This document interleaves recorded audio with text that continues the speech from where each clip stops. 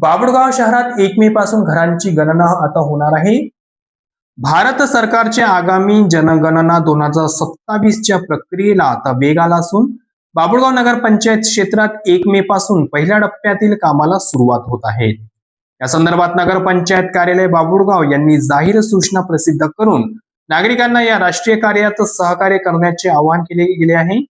प्रशासनाने दिलेल्या माहितीनुसार जनगणनेचा हा कार्यक्रम अत्यंत सुनियोजित पद्धतीने राबविला जाणार आहे. याचे मुख्य 2 टप्पे निश्चित करण्यात आलेले आहे. पहिल्या टप्प्यामध्ये 1 मे ते 15 मे 2026 या कालावधीत नागरिक स्वतःची माहिती नोंदवू शकतील. तर दुसऱ्या टप्प्यात म्हणजे 16 मे 2026 ते 14 जून 2026 या कालावधीत घरोघरी जाऊन प्रत्यक्ष नोंदणी केली जाणार आहे. एकूणच 1 मे ते 15 जून या कालावधीत 30 दिवसांच्या कालावधीत बाभुळगाव शहर आणि यवतमाळ जिल्ह्यातील पहिल्या टप्प्यातील घरांची यादी आणि गृहनिर्माण गणनेचे काम पूर्ण केले जाणार आहे.